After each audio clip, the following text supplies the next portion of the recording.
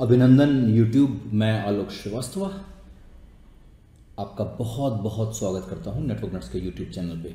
आज हम जिस टॉपिक के बारे में बात कर रहे हैं वो है कुबरनेटिस के कंपोनेंट्स।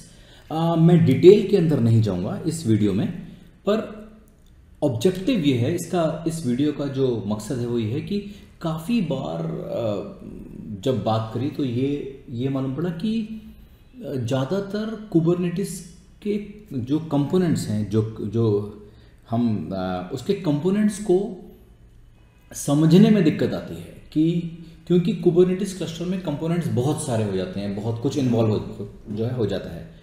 तो स्टूडेंट्स को कई बार या हम लोगों को कई बार दिक्कत आती है कि यार किसका काम क्या है। तो इस वीडियो का ऑब्जेक्टिव सिर्फ इतना है कि कुबरनेटिस क्लस्टर क्या होता है, उसमें किस कंपोनेंट का क्या काम है। ज़्यादा डिटेल में हर एक कंपोनेंट की डिटेल में जाने का इस वीडियो का कोई ऑब्जेक्टिव नहीं है। इस वीडियो को देखने के बाद आपको क्लस्टर कंपोनेंट समझ में आ जाएंगे कि कुबरनेटिस क्लस्टर में कौन सी चीज़ कहाँ काम करती है। चलिए लेट्स स्टार्ट। देखिए, सबसे पहली चीज़ कि कुबरनेटिस क्या है। कुबरनेटिस जो है हमारा एक कंटेनर ऑर्केस्ट्रेटर है और ये डिस्ट्रीब्यूटेड कंटेनर ऑर्केस्ट्रेटर है और गूगल ने इसको जो है क्रिएट करा था। तो ये डिस्ट्रीब्यूटेड का मतलब क्या हुआ? देखिए, डिस्ट्रीब्यूटेड का मतलब ये हुआ कि इसमें काफ़ी सारी मशीन्स मिलके काम करेंगी, हम जिनको नोड्स बोलते हैं। मतलब एक मशीन नहीं है, मेरे पास काफ़ी सारी मशीन्स हैं जो मिलके काम कर रही हैं। जैसे हम इनको वर्कर बोल देते हैं या इनको नोड्स बोल देते हैं। आप इसको कुछ भी बोल सकते हैं। मैं एक बार फिर से ड्रॉ कर देता हूँ, कुछ ठीक सा नहीं बना। तो हमारे पास मल्टीपल वर्कर्स हैं, मल्टीपल मशीन्स। ये फिजिकल मशीन भी हो सकती है, वर्चुअल मशीन भी हो सकती है, कोई फर्क नहीं पड़ता, पर मल्टीपल मशीन्स हैं जो मिलके हमारा क्लस्टर बनाएंगी। इनको हम नोड बोल देते हैं या वर्कर, या आप इनको नोड बोल दीजिए या इनको वर्कर बोल दीजिए।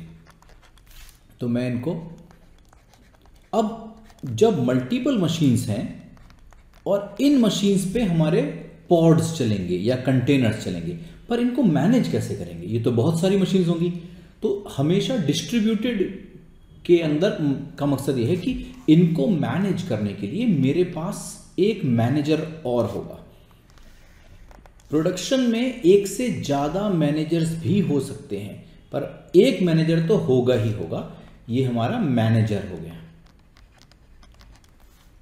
इसका मतलब है डिस्ट्रीब्यूटेड। अब ये पूरा जो बना ये एक क्लस्टर बना,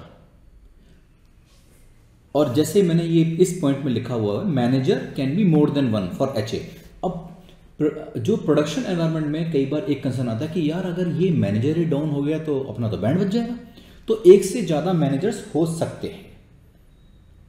तो सबसे पहले तो आपको ये समझ में आना चाहिए कि डिस्ट्रीब्यूटेड का मतलब क्या है, कि भाई एक से ज़्यादा मशीन्स होंगी जो आपस में मिलकर काम कर रही होंगी और उनको मैनेज करने के लिए मेरे पास एक मैनेजर होगा। ठीक है, तो ये तो हमारा पहला हो गया। अब ये काम कैसे करेंगे, ये बात कैसे करेंगे, ये तो अलग अलग है।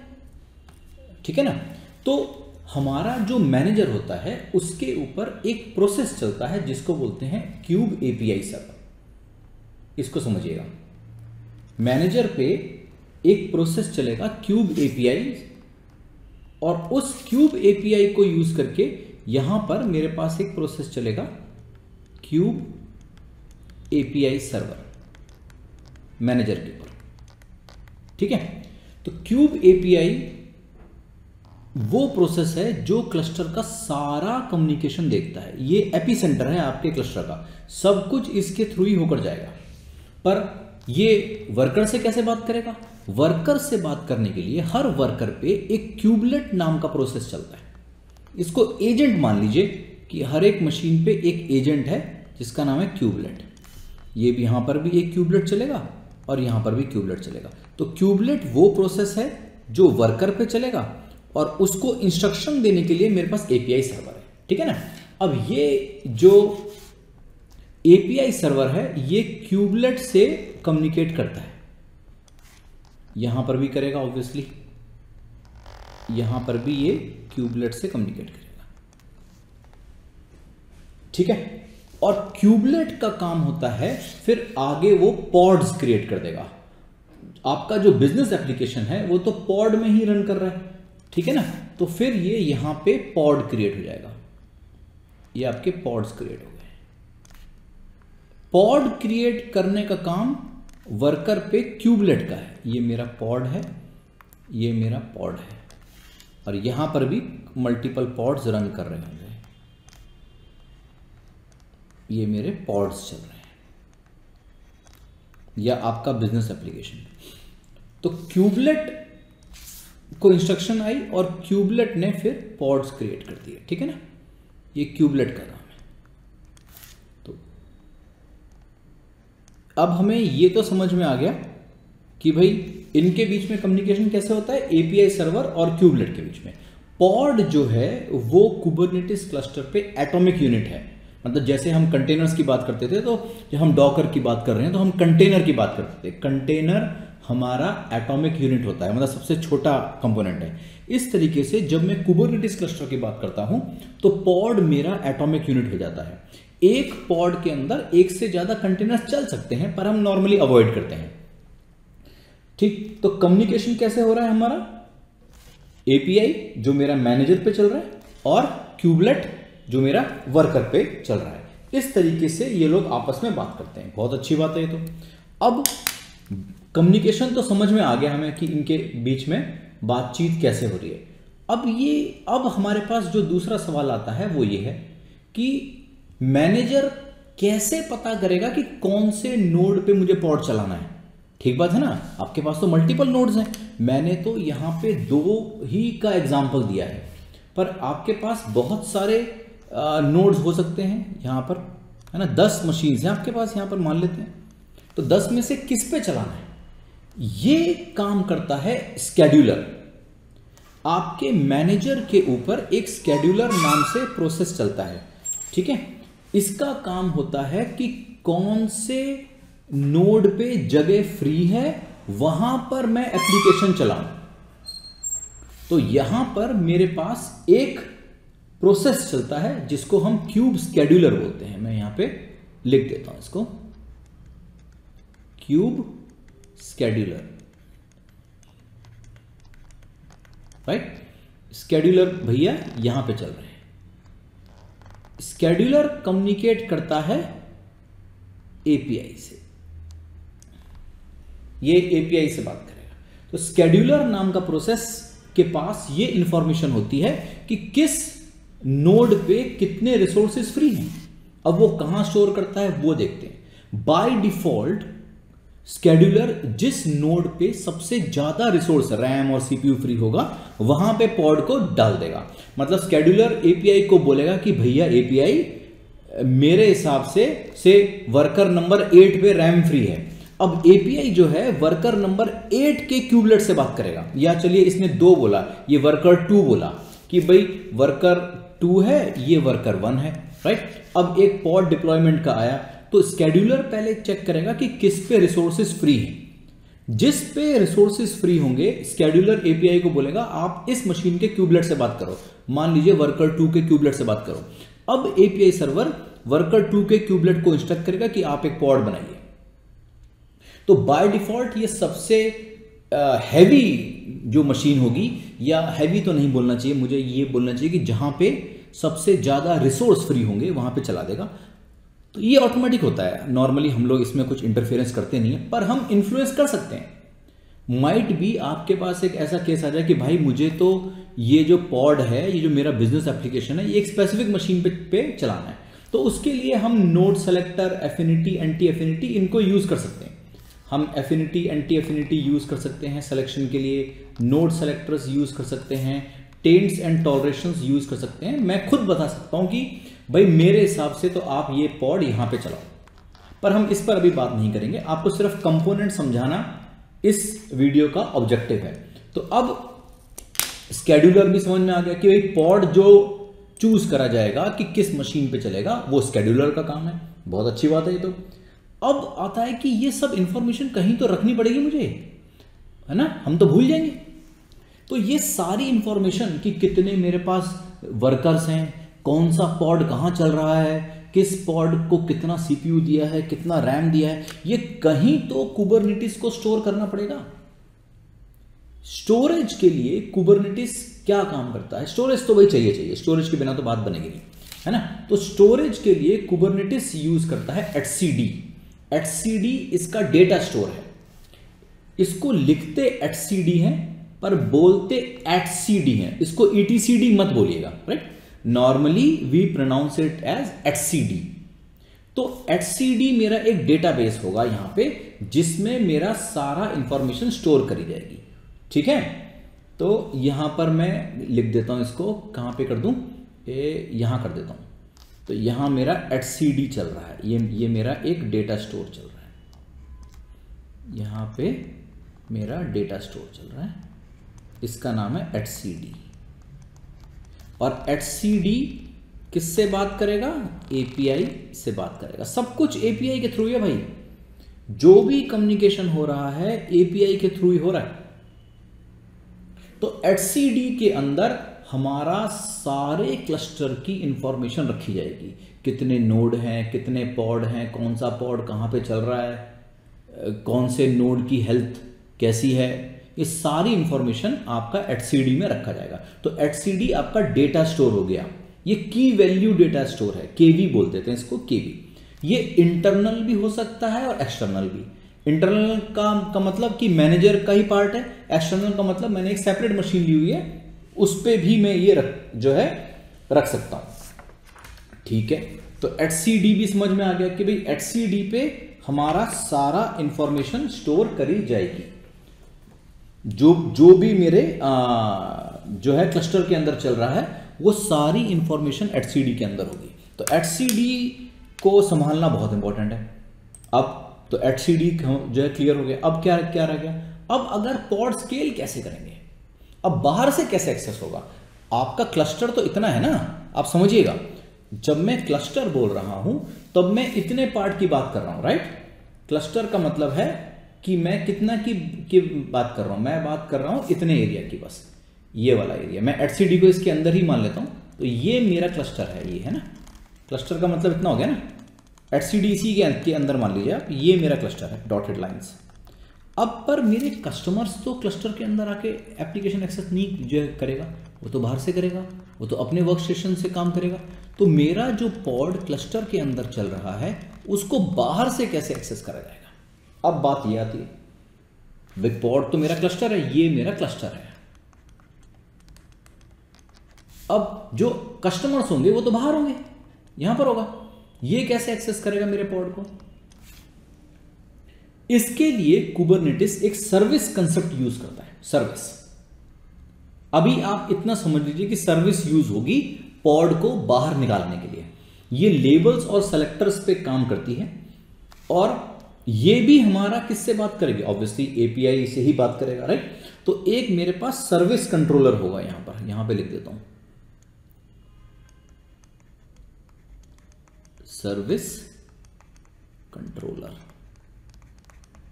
राइट। और सर्विस कंट्रोलर भाई साहब जो हैं, ये भी मेरा सीधा एपीआई से ही बात करेंगे, ठीक है। ये मेरे सर्विस कंट्रोलर हो गए।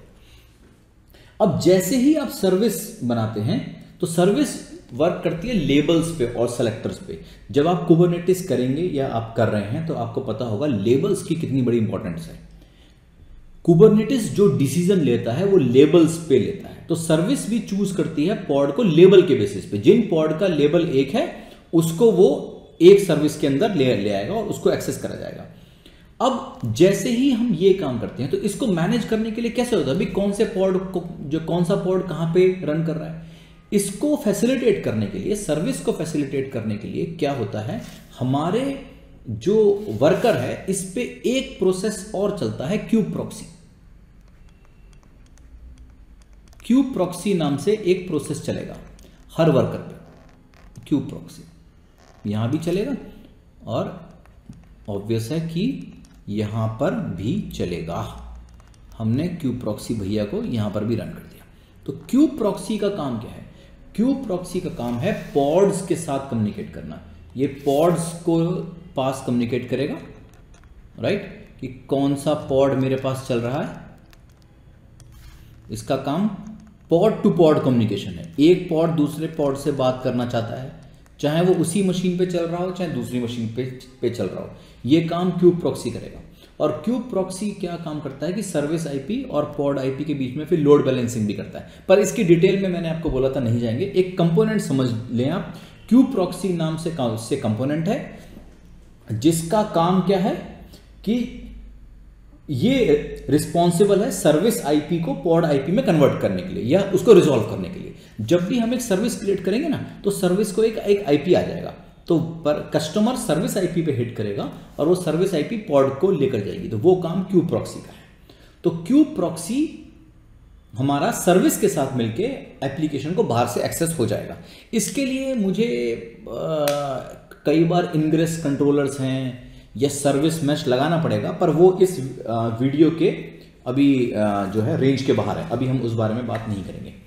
तो अब मान लेते हैं ये हमारे पॉड चल रहे हैं, मेरा एक एप्लीकेशन है, मैं इस पर एक ब्लू डॉट लगा देता हूँ, है ना, तो मेरे लिए वो समझना आसान हो जाएगा। तो ये मेरा एप्लीकेशन है, ब्लू पॉड है, एक पॉड यहाँ पे चल रहा है, इसका एक पॉड यहाँ पे चल रहा है। ऐसा हो सकता है कि एक ही एप्लीकेशन के पॉड अलग अलग जगह पे चल रहे हैं। अब क्या होता है कि लोड बढ़ जाता है, भाई दो पॉड्स तो हैंडल नहीं कर पाएंगे ना, कभी तो लोड बढ़ जाएगा आपके पास। अब मुझे क्या काम करना है, अब पॉड स्केल कैसे होगा, राइट, पॉड स्केलिंग कैसे होगी। अगर लोड बढ़ता है तो क्या होना चाहिए, ऑटोमेटिकली पॉड बढ़ने चाहिए। तो स्केलिंग का काम किसका है भाई, तो जब भी मेरा लोड इंक्रीज होता है, भाई दो पॉड्स मेरे लोड नहीं झेल पा रहे, अब मुझे और कॉपीज करनी है, तो उसके लिए कुबरनेटिस दोबारा एक कंट्रोलर यूज करता है जिसको बोलते हैं रेप्लिकेशन कंट्रोलर्स। देखिए बहुत सारे कंट्रोलर्स होते हैं हमारे पास, सर्विस कंट्रोलर जो सर्विस को मैनेज करेगा, रेप्लिकेशन कंट्रोलर, मैं यहां पे लिख देता हूं रेप्लिकेशन कंट्रोलर, एक मिनट ठहरेगा ना, हमारे पास एक कंट्रोलर और है जिसका नाम है रेप्लिकेशन कंट्रोलर। रेप्लिकेशन कंट्रोलर और भी कंट्रोलर है, नोड कंट्रोलर है, एंड पॉइंट कंट्रोलर है, कोटा कंट्रोलर्स हैं, बहुत सारे कंट्रोलर्स होते हैं। चलो मैं एक और लिख देता हूं, नोड कंट्रोलर। अब जैसे रेप्लिकेशन कंट्रोलर का काम क्या है कि भाई जितने आपने नंबर ऑफ पॉड बोले उसको स्केल कर दे, स्केल आउट कर दे, स्केल इन कर दे। तो रेप्लिकेशन कंट्रोलर का काम है स्केलिंग और सेल्फ हीलिंग। देखो स्केलिंग का तो समझ में आ गया कि भाई 2 थे 4 कर दो, तो ये काम रेप्लिकेशन कंट्रोलर नाम से एक कंपोनेंट करेगा। सेल्फ हीलिंग क्या होता है, मैंने बोला 4 पॉड कर दो, ठीक है, 4 मान लो 2 पॉड कर दो, अगर एक पॉड डिलीट हो गया तो रेप्लिकेशन कंट्रोलर दोबारा से क्रिएट कर देगा, इसको सेल्फ हीलिंग बोलते हैं। अच्छा, स्केलिंग ऑटोमेटिक भी हो सकती है और मैनुअल भी। ऑटोमेटिक का मतलब मैंने आके देखा अरे यार लोड बढ़ गया है, चलो मैं मैनुअली 2 को 4 कर दूं, पर भाई आप थोड़ी बैठे रहोगे हमेशा, है ना। अब रात के 2 बजे अगर लोड बढ़ गया तो मैं आऊंगा क्या मैनुअली स्केल करने के लिए, नहीं होगा। इंडस्ट्री या हम लोग ऑटोमेटिक स्केलिंग यूज करते हैं, ऑटो स्केलिंग, इसको HPA बोलते हैं, horizontal pod auto scalar, right. तो दोनों चीजें सपोर्ट करता है ये। तो पॉड स्केलिंग का कौन काम कर रहा है, रेप्लिकेशन कंट्रोलर। नोड्स मेरे सही हैं, डाउन हो गया है, कौन देख रहा है, नोड कंट्रोलर। सर्विस के साथ कम्युनिकेशन कौन स्टैब्लिश जो कर रहा है, आपका सर्विस कंट्रोलर। अब एक मिनट, यहां पर एक बात आती है, अरे भाई मैं कैसे एक्सेस करूंगा, मैं बीइंग एडमिन, है ना, मैं कैसे एक्सेस करूंगा। तो मैं अपने को डिफरेंट कलर से बना देता हूं, मान लीजिए रेड कलर से ले लेते हैं। अब मैं हूं एडमिन, राइट। अब मैं इंस्ट्रक्शन मैं कैसे दूंगा, ये मैं हूं, ठीक है, मैं एडमिन हूं, तो मैं अपने 2 सींग लगा देता हूं ताकि मालूम पड़ जाए कि मैं ही एडमिन हूं, ठीक है ना, ये मैं एडमिन हूं। मैनेज तो मैं ही करूंगा, मैं कैसे मैनेज करूंगा, मैं जो एडमिन होता है या जो आप लोग हैं, आप एक क्यूब कटल के नाम से एक एप्लीकेशन यूज करेंगे, क्यूब कटल। काफी लोग इसे क्यूब CTL बोल देते हैं, कुछ लोग इसे क्यूब कटल बोलते हैं, कुछ इसे क्यूब कडल बोल देते हैं, आपकी मर्जी है, आप कुछ भी बोलिए। क्यूब कटल एप्लीकेशन का मैं यूज करूंगा, जो मेरे मैनेजर पे जाएगी और ये चेक करेगी पहले कि भाई आपको ऑथोराइजेशन भी है कि नहीं है पॉड क्रिएट करने का, राइट।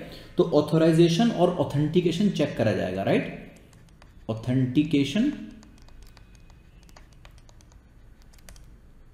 And authorization, right. तो ये चेक करा जाएगा। अगर ऑथेंटिकेशन मिल गया और आप ऑथोराइज भी हैं, ऑथेंटिकेट मतलब आपका लॉगिन एंड पासवर्ड ठीक है, राइट। ऑथोराइजेशन मतलब जो आप काम करने जा रहे हैं कि आपको उसकी परमिशन भी है कि नहीं है। अगर तो मिल गई तो फिर क्यूब आपके इंस्ट्रक्शन एपीआई को जाएगा और फिर आगे काम शुरू हो जाएगा, राइट। तो ये भी ध्यान रखिएगा कि हम बीइंग अ मैनेजर या बीइंग अ एडमिन, हम क्यूबकटल, ये एडमिन है, राइट, ये एडमिन है, राइट। एडमिन जो है क्यूबकटल एप्लीकेशन का यूज करेगा और उसके थ्रू वो कुबरनेटिस क्लस्टर से कम्युनिकेट करेगा। ये मैं बताना भूल गया था आपको, ये भी ध्यान रखिए। तो पॉड स्केलिंग समझ में आ गया आपको। अब ये सारी चीजें आपको समझ आनी चाहिए। अब तो अल्टीमेटली सारा काम कैसे हो रहा है, they all work together, right. आपका एपीआई सर्वर आपका डेटा सेंटर है, सारा कम्युनिकेशन एपीआई के थ्रू हो रहा है, राइट। एट सीडी आपका डेटा स्टोर है, हमारे पास बहुत सारे कंट्रोलर्स हैं, सर्विस कंट्रोलर, रेप्लिकेशन कंट्रोलर, जो सारे क्यूब कंट्रोलर मैनेजर प्रोसेस के थ्रू मैनेज करते हैं। हमारे पास कोटा कंट्रोलर है, नेम स्पेस कंट्रोलर है, बहुत सारे कंट्रोलर्स होते हैं, राइट। तो इसको कंट्रोलर मैनेजर मैनेज करता है। मैं एक काम करता हूं ना, इसको ऐसे डाल देता हूं, ठहरिए, तो वो समझना और आसान हो जाएगा। ये हमारे पास बहुत सारे कंट्रोलर्स हैं, राइट। ऐसा कर देते हैं, ऐसा कर देते हैं, राइट। कंट्रोलर मैनेजर लिख देता हूं यहां पे, कंट्रोलर मैनेजर। तो ये पिक्चर आपको क्लियर होनी चाहिए। अगर ये पिक्चर क्लियर है तो एटलीस्ट आपको कुबरनेटिस क्लस्टर के कंपोनेंट्स, कौन से कंपोनेंट का क्या पर्पस है, ये समझ में आना या आ गया होगा। इसकी डिटेल के अंदर की एपीआई कैसे काम करता है, मैं इसको सिक्योर कैसे करूं। देखिए आप इस पिक्चर में देख भी पा रहे हैं, एपीआई को सिक्योर करना सबसे बड़ी चीज है आपकी, क्योंकि सारा कम्युनिकेशन हमारा एपीआई के थ्रू ही हो रहा है ना। तो एपीआई अगर मेरा कॉम्प्रोमाइज हो गया तो मेरा तो बैंड बच जाएगा मेरे क्लस्टर का, तो क्योंकि सारा कम्युनिकेशन एपीआई के थ्रू जा रहा है। तो इसकी सिक्योरिटी बहुत इंपॉर्टेंट है। अब अनफॉर्चुनेटली जो आप जैसे पहला जो ट्रेनिंग जो लोग नॉर्मली करते हैं वो CKA है, सर्टिफाइड कुबरनेटिस एडमिनिस्ट्रेटर, उसमें सिक्योरिटी की बात नहीं है।